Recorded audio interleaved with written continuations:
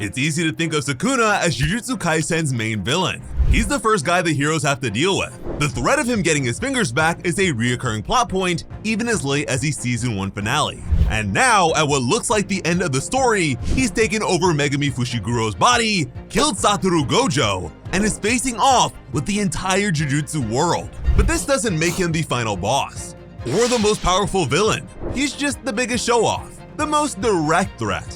While Sukuna has everyone's attention, Kenjaku's still been working hard in the background. Sukuna may be strong, but Kenjaku is downright twisted. The culling games were all the ancient sorcerer's idea. Even if Yuji and his friends can take down Sukuna, they still got the brain goblin to deal with. This second fight isn't going to be any easier for them. Kenjaku's already killed one special grade sorcerer himself, and he didn't even need to use any of his curses to do it. He's been using the distraction of the Sukuna fight to take out the remaining culling game players. But how much do we know about the ancient sorcerer? Even now, Kenjaku's a pretty mysterious character. He talks a lot, but he's very over the top. It's hard to get a feel for what he's really like. Kenjaku's background may be shrouded in mystery, but there is definitely room to make some deductions here. He has to have been born hundreds of years ago, but we've never seen anything confirming exactly how old he really is. With the ability to move his brain into a new body freely, the guy's functionally immortal.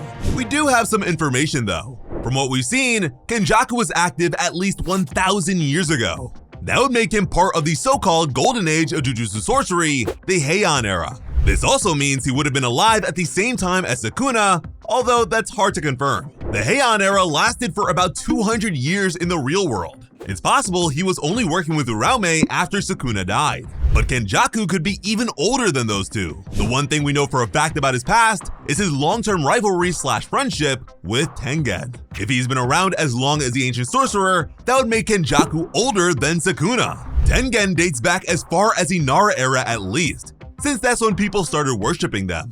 That's about 200 years pre-Sukuna, give or take. That would make Kenjaku part of the founding era of Jujutsu sorcery. He'd be one of the first to come up with all the traditions and techniques we currently know. Kenjaku's never brought it up, but keep it in mind. We'll come back to it later. Anyways, he has to have developed his body transplanting curse technique before the end of his original life. This can't have been a casual or easy thing. Jujutsu sorcerers usually only have one technique. That's just how their powers work. You get one ability based on how cursed energy flows through your body. Either Kenjaku dedicated his whole life to immortality, or his brain swap is just part of his true curse technique. It's crazy to think that the guy we've been following this whole time may still be hiding the full extent of his power. Still, put that aside for now. What is Kenjaku trying to accomplish in the present day? His plans are complicated, and it's not clear if he's even being honest about it. As far as the cast knows, Kenjaku's plan is to use the kidnapped Master Tengen as a kind of super-powered spiritual bomb.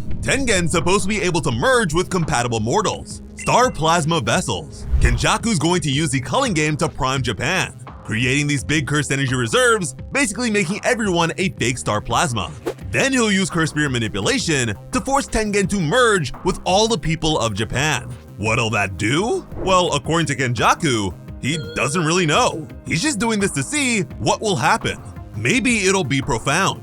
Enlightenment, transcendence, or something like that. Maybe it'll be horrifying. Maybe it'll be stupid. Even if this master plan turns all of Japan into a massive troll face, Kenjaku's just going to laugh it off. All of this is for fun. Well, maybe. That's how he usually explains his plan when people ask. Even when Kenjaku's talking to a dying man, he stands behind Trollface as his endgame. He even seems proud of it. But there is some evidence that Kenjaku's got a bit more going on than he said. Okay, first off, Kenjaku's been working on this whole Tengen merger idea for a while. It's not just something he thought up last week. We know he was making binding oaths with people like Hajime Kashimo as early as 400 years ago. He's claimed that some of the reincarnated sorcerers are a full 1,000 years old. While the history's vague, Angel, who apparently fought Sukuna back in the Heian era, doesn't seem to suggest that's true. So he was working on this for 1,000 years, striking all these deals with other sorcerers. And all that when this was still a theory. It wasn't even possible to merge Tengen with regular people until the event of the Gojo's past arc. Toji Fushiguro killing Riko Amanai is vital to this idea even working. And was Kenjaku even responsible for that? He might have been behind the Time Vessel Association, the people who hired Toji, but we never saw proof of that. His 1,000-year-long plan may have become possible just because of dumb luck. Still, that doesn't take away from how long he spent on this. Kenjaku put a lot of time into this whole scheme here. People aren't usually that dedicated to just doing something to see what'll happen. Kenjaku's been fighting Tengen and the Gojo clan for centuries to pull off a scheme that only became possible a few years back. But hey, the guy's immortal. Maybe he's just that dedicated to making his troll-faced dreams a reality. What else is going on in his life? Okay, let's run with that idea. Kenjaku's super dedicated to this gigantic evil meme plan. Even if he doesn't know what's going to happen when he finally forces the Tengen merger, Kenjaku's plans should all be about setting this up, right? He was working on this for a millennium. Everything should have been focused on these three objectives: kill the Star Plasma Vessel, kidnap Tengen, set up the merger. And even if he wasn't the one who killed the Star Plasma Vessel, a bunch of Kenjaku's plans were on point. The Shibuya incident? That was all about sealing Gojo, keeping him out of the way. The culling game? That's to get Japan ready for the Tengen merger. At a glance, this all makes sense. Clear the board of powerful opposition. Come up with this big event to power your master plan. It's all classic villain stuff. But there's a few bits and pieces that don't fit. Other stuff he's done that don't totally line up with the rest of his plan. And these weren't minor diversions for Kenjaku. They took effort and time to set up. Let's start with Kenjaku's time as Noritoshi Kamo and his creation of the curse painting wombs. This happened roughly 150 years ago. That's important. This was after Kenjaku set up his various pacts with ancient sorcerers that led to the creation of the culling game. He's pretty much supposed to be ready to merge Japan with Tengen at this point, just waiting for a chance to interfere with the Star Plasma ritual and force Tengen to become a spirit. But as far as we can tell, Kenjaku's life as Noritoshi has nothing to do with his current plans. This is a big part of the story to just mean nothing. This was one of the most notorious Jujutsu sorcerers in history. He's the one who made Choso and the death painting wombs. Kenjaku infiltrated one of the big three Jujutsu families, created a ton of weird monsters, and then just went on his way? Why? Maybe Kenjaku was just taking a break from his culling game plan. It's not like anything was going to change. At this point, he's made most of his preparations. He's immortal. He can spend a few decades just doing whatever crazy Jujutsu experiments he feels like. Maybe he was working on a different plan for a bit and just gave up on it. That might fit in isolation. But it's not the only thing Kenjaku did that doesn't fit with what we currently know. Why did Kenjaku get foreign nations involved in the culling game? This wasn't just a random thing he did. He and his team went to the President of the United States to convince him to send troops to Japan. Apparently, he did this with other nations too. Angel suspected that this was just another step of the culling game. The soldiers didn't know what they were dealing with. Their deaths would fill the colonies with cursed energy, making sure the ritual would still work. Kenjaku admitted to Uraume that the energy was part of it. The current levels were too low. This was a kind of insurance. But there are a bunch of ways to generate cursed energy. Pretty much any negative human emotion works for that. Even if you need to have terrified people die, why not just keep civilians inside the colony? Why not persuade civilians to go in? They won't scare the sorcerers, but they'll die just the same. You wouldn't even have to waste a bunch of curses by killing them all. And then there's the weirdest move of them all. And I mean really weird. Kenjaku gave birth to our main character, Yuji Itadori. He jumped into the body of Yuji's biological mother, Kaori, just to make sure that happened. Going off the conversation we've seen, Kenjaku had to have healed her dead body with reverse curse technique. He couldn't have just jumped in midway through the pregnancy. That means it's pretty likely he had to spend 9 months as a pregnant woman. Even an immortal isn't just going to volunteer for that randomly. He also stayed with Yuji's dad even after giving birth. It wasn't as simple as baby born and never coming back from the store. There was at least some kind of commitment here. And it's not a random thing on Kenjaku's part. A brief joke to try and throw away. I mean, I guess that would be one hell of a prank. He remembers being Kaori. He knows that his son became Yuji, and he tried to hide this. In Shinjuku, he just calls Yuji Sukuna's vessel at first. He's acting all dismissive, pretending not to know Yuji's name. But we know that this was just a bluff. Even with the culling game underway, he thanked one of Yuji's old school friends, Setsuko Sasaki, for being nice to his son. He took the time to make sure she was outside the colony, leading her there personally. The implication here is kind of mind-blowing. Kenjaku can't even be bothered to keep track of who he's told his evil plans to, but he kept up with Yuji. He knew who his friends were. Most JJK fans couldn't even tell you who Sasaki is. She's only in the first chapter before this point, and yet Kenjaku knew her, cared about her. It's also interesting that he took the time to get these people outside the colony himself. Kenjaku probably needed to do something like this. He had to make sure everyone got a chance to leave the colony to fulfill the binding vow around the culling game. Still, just yelling at them to go away should technically be enough. Kogane showing up to explain would do it. Instead, Kenjaku took a very personal approach with this colony, the one with Yuji's hometown and friends. He cares about Yuji, has kept track of him. He wants to avoid his mortal friends getting hurt. Does this mean Yuji's an important part of Kenjaku's plan? He shouldn't be. There's nothing Kenjaku needs Yuji for if he's going with the merger plan. Remember, Choso can sense something similar about himself and Yuji, calling the two of them brothers. That and the whole Noritoshi reveal is what led Choso to join up with Jujutsu High. There's clearly something similar between Choso and Yuji. They shouldn't be biological brothers, but there's some kind of bond or tie there because of Kenjaku. They are both his kids on some level. Kenjaku is serious about his plan with Tengen, right? He's put too much time and effort into setting this all up. It can't just be a bluff, but he has also put in effort into creating at least 2 generations of offspring that aren't related to his big plot. It makes it feel like having children, successors.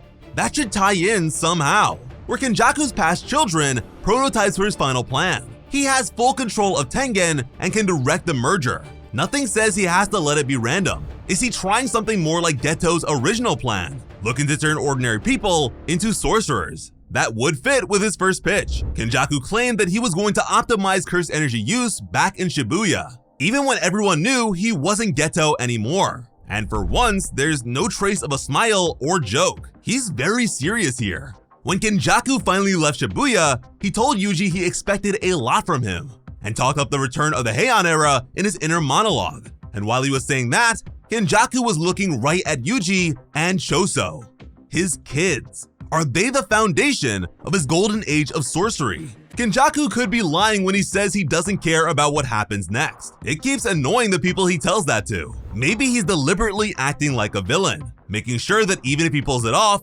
Jujutsu High still takes him down. It's an old way of thinking for villains with a bit of a hero complex. Build a better world that doesn't have a place for me in it. Historically, that's the logic the Spanish Inquisition used. Even if what they've done is irredeemable, they can make a better world. Even if his kids aren't part of Kenjaku's plan, they clearly matter to him. People actually matter to Kenjaku in a weird way. He's happy to kill anyone if he needs them dead, but he always finds someone to chat with. The disaster curses, Geto's disciples, even Sukuna and Uraume. He'll talk to a corpse if he has to. Even when stuck on his own, he'll talk to a mind-controlled Tengen. He'll sit in front of a TV and wonder about the people of Japan. He thinks about other people kind of a lot. This doesn't really fit with the guy who's going to see all of Japan consumed by a power beyond their control. Sure, Kenjaku isn't shy about taking lives, but he's not Sukuna. He kills people for the sake of his plan. He doesn't enjoy an opponent's death, and the only ones he writes off are those who won't put themselves on the line. To quote the guy, "I despise people who never know the feeling of approaching their ideals step by step." That line is interesting. If we trust it, wanting the Heian era back makes way more sense. A time when everyone who mattered was a sorcerer and was able to fight back. A time of interesting people, willing to fight and put themselves on the line. A time when everyone was a hero or a villain. Remember that Kenjaku's probably been around as long as Tengen. If he really is another founder of Jujutsu sorcery, that would make this personal for him. A chance to see the discipline he created reach a new golden age. We'll just have to see if he can pull it off. For now, let's get into how he fights. And there's something weird here too.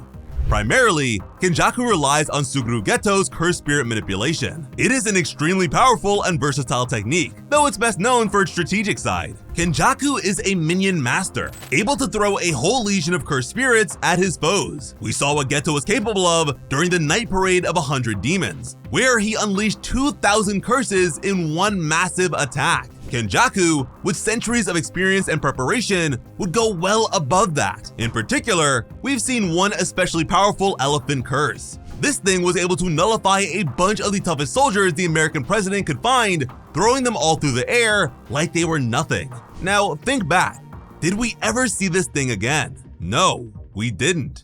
Kenjaku hasn't used the elephant as a part of any Culling game plot so far. He's keeping at least one extremely powerful curse in reserve. That means he's probably got a collection of heavy-duty minions he hasn't used yet. Nothing we've seen so far made Kenjaku risk his strongest curses, but his minion control abilities don't stop Kenjaku from joining in for a direct fight. For a start, his maximum Uzumaki gives him a powerful attack based off of consuming curses. The more spirits he puts into the blast, the stronger it gets. Kenjaku is extremely well practiced at using the technique, even making a miniature version to land a cheap shot on Yuki Tsukumo. But it gets crazier when Kenjaku targets a cursed spirit with Uzumaki. It turns the technique into a binding move, imprisoning them within a sphere. If Kenjaku eats the trapped spirit, he gains access to their curse technique. He can only use it once, but thanks to this, Kenjaku is maybe the most versatile Jujutsu sorcerer we have ever seen. While most people are limited to a single curse technique, given time to prepare, Kenjaku can gain whatever one-shot move he feels like. The only thing holding him back is finding the right cursed spirit to use. But these should be one-time activations. We haven't seen him use any of these stolen moves more than once. It should be possible to wear him down, make him burn his way through all his moves, and force Kenjaku to run out of options. That should be a weak spot, but it's not. Somehow, Kenjaku can keep access to the curse techniques of his prior host bodies. We've seen him use Kaori Itadori's technique, anti-gravity system. It's how he survived fighting against Yuki Tsukumo's black hole, countering its gravitational pull. It's been years since Kaori's supposed to have died, and Kenjaku didn't know how Yuki's technique worked in advance. He couldn't have planned this out specifically or made some kind of extra preparation to pull this off. He just got lucky. This makes Kenjaku ridiculously dangerous. If he gets to keep all the past moves of his mortal hosts, he's got a dozen or more curse techniques to play around with. Thanks to his time as Noritoshi Kamo, that includes blood manipulation, the technique that's made Choso such a danger in combat. Kenjaku immediately goes from a ranged attacker who can use traps and minions against his foes to a very direct physical threat. While he's never had to use it in combat, the sheer power of Kenjaku's reverse curse technique is also worth noting. His whole body swapping ability relies on repairing dead bodies and restoring them to life. The only other sorcerer we know of who is able to restart a dead body is Sukuna himself. This could potentially lead to a nasty surprise for Kenjaku's opponents. Even death might not be enough to take him out of a fight. Now, does he have any weaknesses left? Well, there's still the question of cursed energy reserves. Any sorcerer can run out of cursed energy in theory. Gojo was able to use a 6 eyes to manage his output, but Kenjaku doesn't have something like that, as far as we know anyway. If you can hold out, you could theoretically tire Kenjaku out. But his fight against Takaba shows off one more personal weakness: chaos. Kenjaku likes to think things out, wanting to prepare and plan the perfect way to take down his foes. He set up a whole surveillance network to prepare to fight Jujutsu High. But when he's forced to take on Takaba, a guy who can just ignore his attacks and he has no information on, this super powerful sorcerer is forced to just stand there, shocked. Kenjaku doesn't know what to do without brute force or an obvious weakness to exploit. If he doesn't have enough information about you, he's going to hold back while he tries to come up with a plan. So if you go in fast and have the elements of surprise, you could have a shot. But right now, there's one greater danger for anyone who wants to take on Kenjaku: Tengen. The Elder Spirit is following him around, bound to his old rival thanks to cursed spirit manipulation. Tengen isn't a major threat in a fight. His specialty is barrier jujutsu. That's potentially useful in the short term, but it's something an opponent can get past given time. The real threat comes from the old sorcerer's sheer power. While he's a non-combatant, he was able to create barriers across Japan. He was the cornerstone of Jujutsu society. He is the most important part of Kenjaku's whole plan. But if Kenjaku is forced to, he should be able to absorb Tengen with maximum Uzumaki. It's not clear what exactly that would do. Usually, he just fires off his target's curse technique. In Tengen's case, This could allow him to achieve some limited form of his merger plan, becoming one with a being that is more cursed spirit than sorcerer. That would put his plans at risk though. If he has time to set up, there is an alternative power-up option ready for Kenjaku. Most of his power comes from stealing someone else's powerful curse technique, right? Well, he's got a new body just laying around on the battlefield waiting for him. One that would be perfect for fighting,